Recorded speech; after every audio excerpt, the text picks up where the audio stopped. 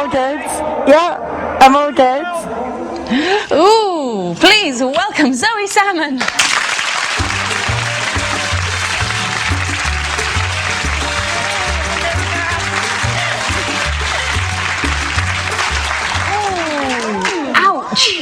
I know, and it was only 2 weeks ago, so look, I'm absolutely fine. It didn't hurt at all. Did you not get hurt in that at all? No, it looks much worse than what it was, but no, absolutely fine. I recommend it. Is that the most dangerous thing that you've done during your stint on Blue Peter? I would say probably yes. I mean, I did jump out of a plane, which was pretty scary, but I think that not only was a scary thing to do, but it was probably the coolest thing I've ever done. Quite proud of it. Are you naturally a thrill seeker? Do you like doing scary things? Well, this is the thing, you know, beforehand being a lawyer, you know, I sat 9 to 5 at my desk and I never pictured myself as the sporty daredevil type, and that's what I've really loved about Blue Peter over the past 3.5 years, the fact that it's given me the opportunity to do things that I just normally would never have done in a million years. Could you say no to anything? I mean, would they... Steady.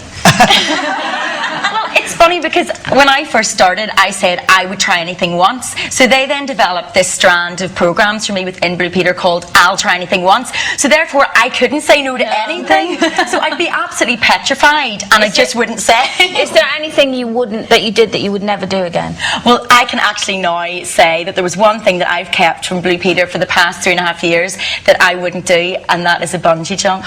If they had have got me to do that, I would have just said no. No, I wouldn't. I know it's too late. I've done a skydive, and I would do that, but I would never do a bungee jump. Yeah, there's a fine line, because although I've done the skydive as well, I just couldn't do a bungee jump. It's the one thing I couldn't do. What an amazing sort of career you've had. So you started out in law. I know. And then ended up as a Blue Peter presenter. Was it literally from that step to that step? There was nothing in between? Nothing in between at all. I just qualified as a lawyer, so I'd done my 5 years, and it coincidentally just came up. I applied for the Blue Peter job and I got it, so I went straight from being a lawyer to actually presenting in Blue Peter. So it's a bit of a weird step, but I just thought, well, I can be a lawyer when I'm 50, but you know, I can't be a Blue Peter presenter when I'm 50, so it just was an opportunity that I had to grab right there and then. You did have a little break though in between, because you were a beauty queen as well, weren't you? Yeah. Just throw that out. You know. That was a really good fun year. Kind of going off you more and more as the interview goes on. Beautiful, brainy, yeah, I can talented. be a lawyer when I'm 50. It's a nice little safety net to have, because of course presenting, it's a very competitive industry. Yeah, it was Miss Northern Ireland 1999, so it was nice to be Miss Northern Ireland over the millennium year. It was brilliant. I took a year out from the law degree, and I just went around and did loads of photo shoots and travelled about and, you know, did lots of charity things. And did people give you a hard time about it, saying, oh, you shouldn't be a beauty queen, and you know, you're letting the side down? Yeah, there is always that side of being a beauty queen that, you know, a lot of people think, oh, it's just prancing about in a bikini. They're usually very ugly, who'll tell you that. But I mean, what can I say? I really enjoyed it, and I took a year out from law to really concentrate on it, because I didn't want it to affect my studying, and then I just left it all behind and went on and did the law. So it was just a good fun gap year for me, really. So now, what's happening at Blue Peter? Is the food bad or something? Because Connie left and now Gethin's leaving, you're leaving. What's with the exodus? I know, well, it's quite strange. I suppose Connie had been there for 10 years, so she felt it was definitely time to go. And with me, well, there'd just been a couple of things that had come in that I was having to turn down because I was working in Blue Peter, and I just thought, well, if I leave, it gives me the opportunity to explore other projects. And when the game show came along, the new show that I'm presenting, I just thought, right, I can't say no to this. I've got to go and do this. It'd be a brilliant thing to do, my own little show. So I just thought it's the right thing to do, to leave now and You've also got to be really squeaky clean, haven't you, to be on Blue Peter? So I mean, boring. You've got to live a bit, haven't you? Looking like that, she can't. No wonder she's not a lawyer. She needs to get out there and put it about a bit. Do you think?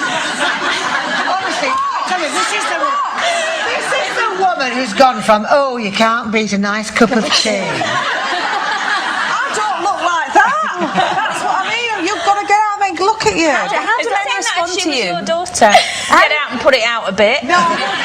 Would that be your advice to me? No, I'll be saying get your twin suit on and get back to that lawyer's But you're, desk. obviously, you're a beautiful, beautiful looking woman and obviously brains, but you've got that Blue Peter presenter image. So are men sort of a bit intimidated by that or a bit shy about asking you out? I don't know. It's hard to say. You always get, the drunk men that will just come up to you anyway.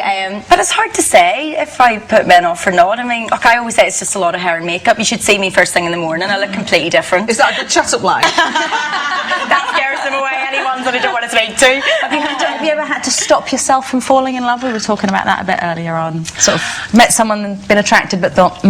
Well, you see, I always say I can sniff out a chance or a mile away, so I can suss them out before it even gets to the first date stage. When I'm having a chat with them when I first met them, I would never let someone, take me out for dinner or for a drink if I thought, their intentions were bad. And See, that's your legal training, you think? I think that's what it is. Have you ever upstaged a bride like I did today? Well, I do remember a friend of mine saying, "Oh, you can't wear that to who's ever wedding. You'll look better than the bride." And then my other friend said, "Well, it's not your fault if the bride's ugly." Sorry, Salmon, everybody. Sorry, I never said that. That was a friend. That just about wraps up the first Unit Woman of the Week, but it's just time to tell her that you'll wish you were here with us tomorrow as Judith Chalmers brings some much needed sunshine to the show. We'll see you then. Thank you.